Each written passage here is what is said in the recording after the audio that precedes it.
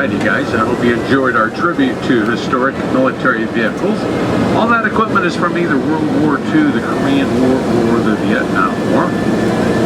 Nice view to your left, but once we get up on top of the mountain, you'll have an even better view. We'll stop up there and give everybody an opportunity to take some pictures. I like being down there because quite often we'll see a roadrunner.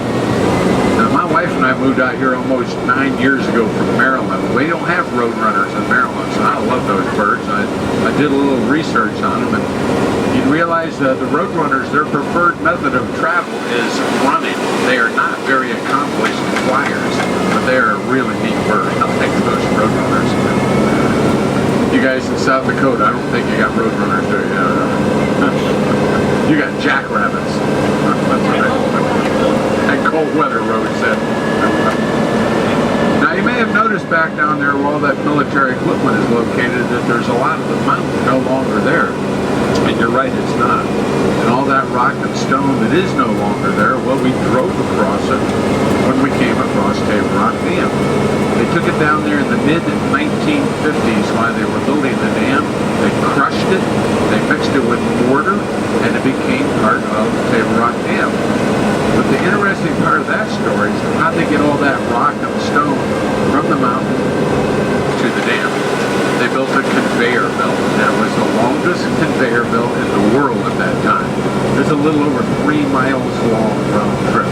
Matter of fact, it was even in the Guinness World Book of Records way back then. By the way, all that stone down there, it's limestone. A lot of people take it for granted, but it's limestone. Okay, we're going to work our way up to the very top of the mountain here.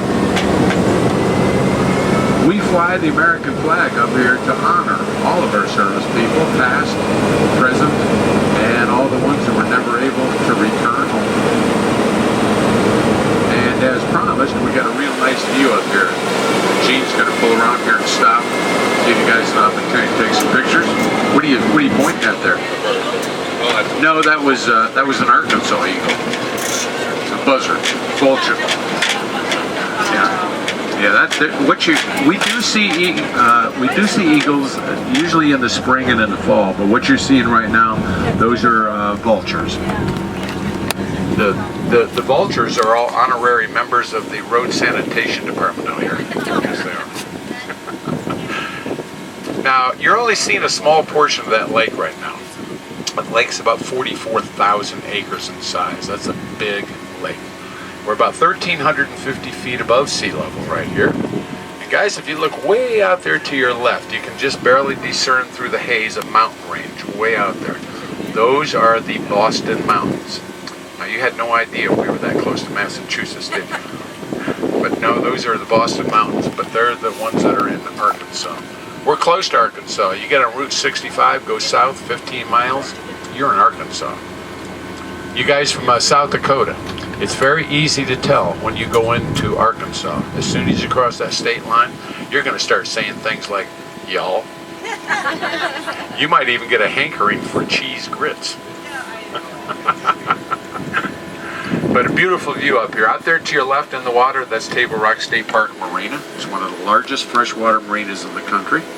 And that's a great place to rent a boat if you want to go boating out there. As I say, they got pontoon boats, fishing boats, ski boats, jet skis, all available for you. But just an awesome view up here. In the early 1950s, before Table Rock Dam was completed, you would not have seen the lake out there. What you would have seen is the White River snaking its way through the valley. And technically, that still is part of the White River system. But with the completion of the dam in 1959, we ended up with a lake. Of course, it wasn't like they finished the dam one day and went out the next day and said, holy cow, we got a lake now. It took several years for it to fill up. And they built the dam for 2 reasons. They built it for flood control and hydroelectric power. Before that dam was built, Branson was very susceptible to flooding. I've got four 50,000 kilowatt generators back down in Table Rock Dam. They distribute power to 6 states. Now you're going to see a couple more ducks down here we have on display. The first one you're going to see is, well, it's just actually an old duck that we used to use in our tours many years ago. But they have put it back into, well, somewhat military condition and painted it green. And we just use it for a display duck. But the next one you'll see down here to your left, the white one, was called the fleet duck. And they drove the fleet ducks up into the late 1990s. At that point in time, they started modifying the fleet ducks. They cut them in half to make them a little bit longer to accommodate another seat. They did away with the sun deck on the back where riders used to sit on chairs. They extended the canopy all the way to the rear, put V8 engines and automatic transmissions in them. And fleet ducks evolved into what we use today, what we call our stretch duck, because they have literally been stretched out some. Now, even though the weather's beautiful, we do need to stop at the Baird Mountain Weather Station and verify that we can go to the lake. And the number one thing we want to check out is the rock still there, and that looks like the rock is still there. Nice thing about this weather station, it is always correct. Not going to tell us anything about tomorrow, but, well, we don't need to know about tomorrow. We need to know about today. Now, the other day, Gene and I noticed that they had missed the last Christmas ornament taken down this year. And it's still hanging up over here to the right. I think it is. Is it still there, Gene? Yes. Oh, it is still there. See it, Rose, hanging on the tree right there? Now you guys you know what that is, right? And a cartridge in a bear tree. Hey, you can't get this kind of stuff in South Dakota, I'm telling you right now.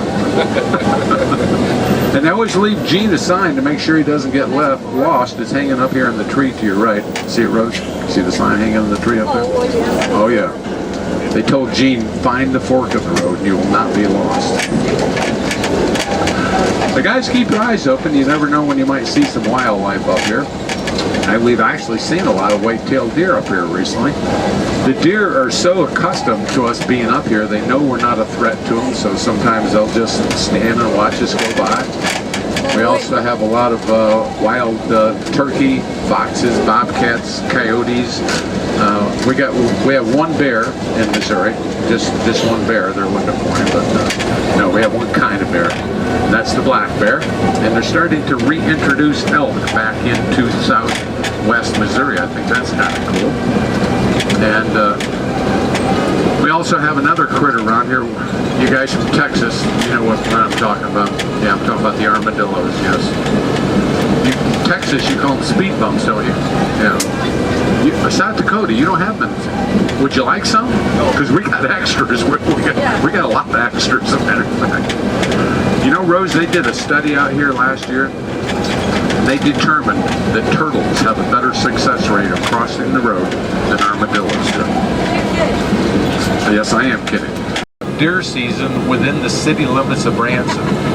It was archery, bow hunting, and you had to be 10 feet up in the air, trying to reduce the population of the deer in the city limits. I mean, there were tourists that were hitting deer. It was just the deer. I don't think I've ever lived anywhere where I saw so many deer, and I've lived a lot of places in this country. All right, we're going to go back down here and get on the main road. We are going to the water, because I know some of you guys back there are probably thinking to yourself, man, I thought this was a water tour and I'm up on a mountain. Well, we're going to the mountain, or to the lake now. Now, I mentioned earlier, you guys from South Dakota, that my wife and I were up there some years ago. We moved out here 9 years ago from Maryland, so we're East Coast people. I know what a real crab cake tastes like, I can tell you that. But anyways, about 4 or 5 years ago, we decided we'd never been to the Midwest before and seen much of it. So we left Branson, we drove up north, and we spent a couple days in Minneapolis. Well, I don't never need to go to Minneapolis. I've been there, done that. But then we left and we went west, and we spent a week in Rapid City. And we stayed in a cabin there in a campground, and just had a blast. And I'm telling you right now, for anybody that has never seen Mount Rushmore or the Crazy Horse Monument, you owe it to yourself to go to South Dakota and see that. What an experience that was. Having never seen Mount Rushmore, I thought as we were driving to it, I'd look out in the horizon and go, there is.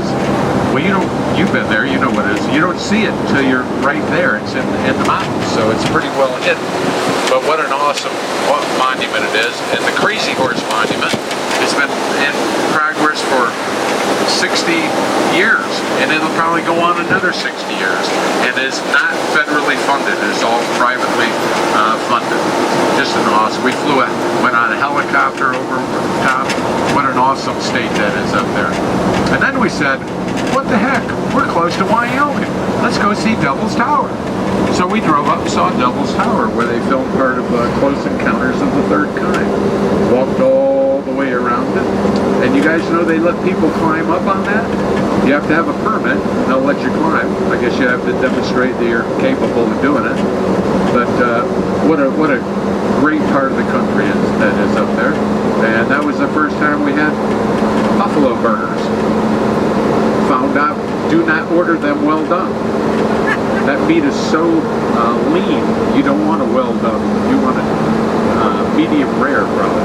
But we had a great time doing it.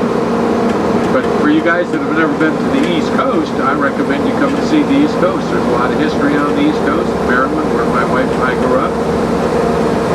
So, two things I told you about crab cakes. Two things I will advise tourists out here. Number one, don't eat the crab cakes out here. Number two, avoid all left-hand turns in Branson. Go out of your way not to make a left-hand turn. It's so hard to get out into traffic. Traffic jams are bad around here. It's worse than St. Louis, Rose. Yeah. I've been to St. Louis. I went up and saw a Cardinals game a couple of years ago. And when we left, you know where we went? We went to the Hill. No, we went to the Hill for lunch. I didn't know anything about the Hill. I know that's where Yogi Baird came from. That's right. Pretty cool place. Well, guys, we're going to stop up here at the Showboat Branson Bells parking lot for a moment, and we're going to go over a few things that the Coast Guard requires us to cover.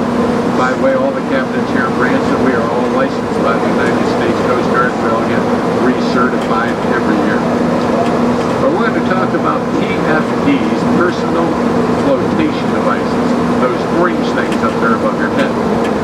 On the left-hand side, the port side, we have PFDs for people that weigh less than 90 pounds. On the right-hand side, the starboard side, we have PFDs for people that weigh over 90 pounds. And way back there in the rear, we have some for infants that weigh less than 30 pounds. Now, in the event of an emergency, the nearest opening to your seat would be considered your exit. So you guys on the left be going this way, guys on the right be going this way. But the good news is, in 40 years of operation out here, we've never had to do that. Our safety record out here is unblemished, and we're going to keep it that way. We also have a life ring buoy right here at the captain's station. We have a second one on the back of the duct next to the ladder. We have a fire extinguisher up here in the front on the floor, and another one on the floor back there on the rear. Now what I'm going to do now, as soon as Gene comes to a stop, I'm going to give you guys a demonstration.